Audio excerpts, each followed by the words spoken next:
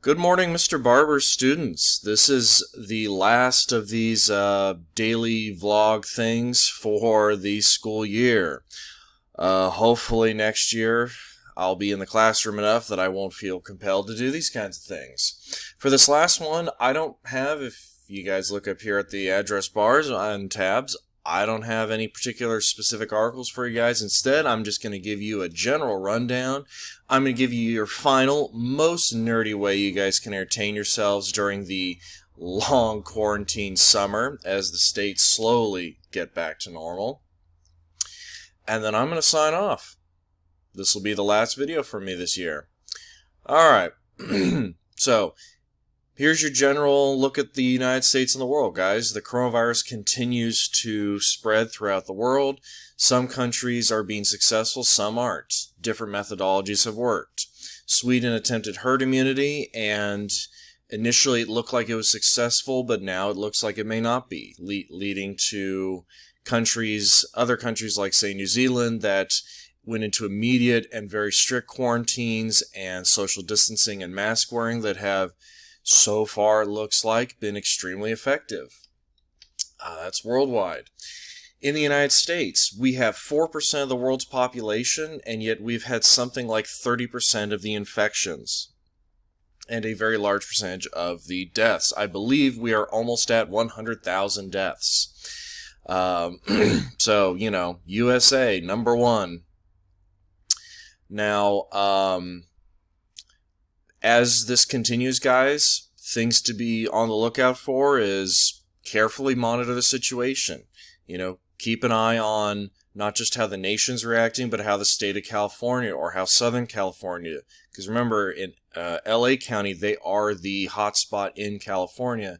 Orange County has had relatively few cases by comparison, but remember, we're literally right next door.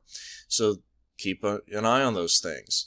The other big nationwide news is the political pushback that I've talked about before of mask wearing, how instead of just a basic common decency public health movement, it's now turning into a political thing where far-right people and alt-right people are claiming that wearing a mask is somehow fascist rather than just the polite, decently moral thing to do.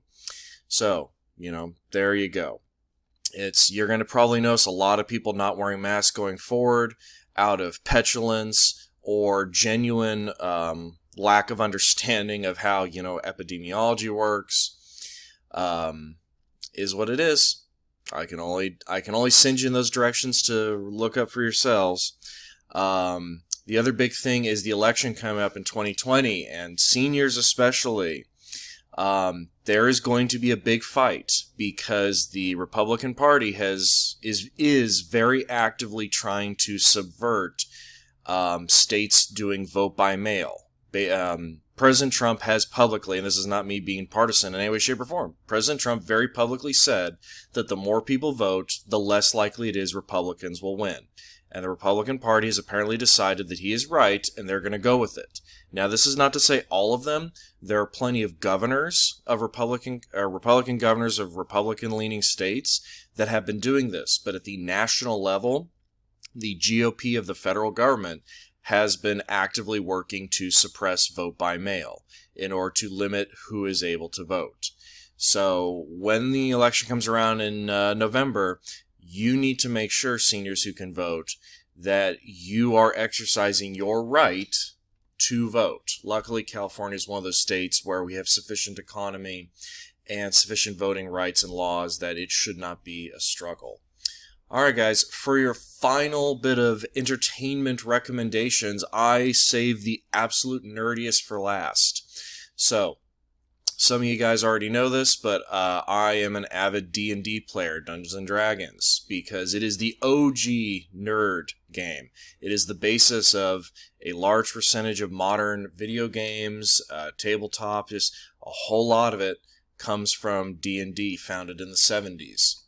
So, the current publisher, Wizards of the Coast, has been putting out free material during this whole crisis. I've actually had this page for, 2 months now.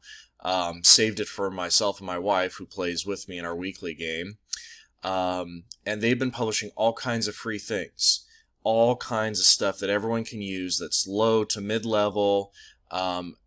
D&D is one of those things where you literally need a couple sheets you can print from online. You need 2 books maximum. A lot of these actually provide the basic instructions, so you only would need the player's guide. And a lot of those you can actually find online as well. Just a little bit of Google searching, you can find literally everything you need online for free to run the game.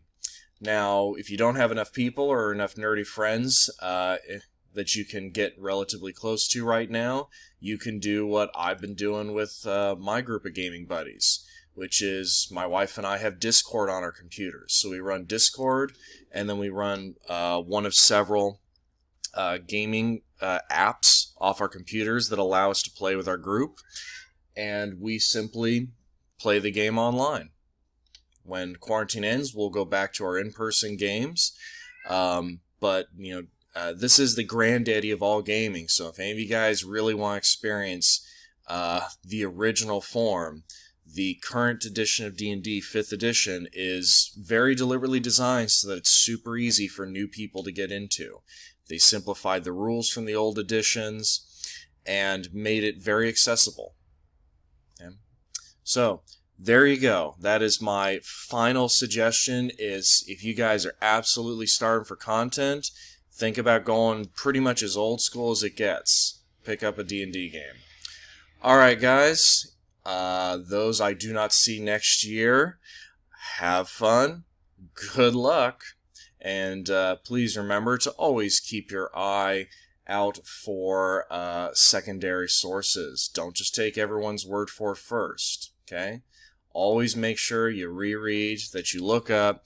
Seniors, should have taught you guys that with government and econ. Sophomores, I should have taught you that when you were doing your research, that always check your sources, guys. Always look for other options. Okay. Alright, guys. Enjoy.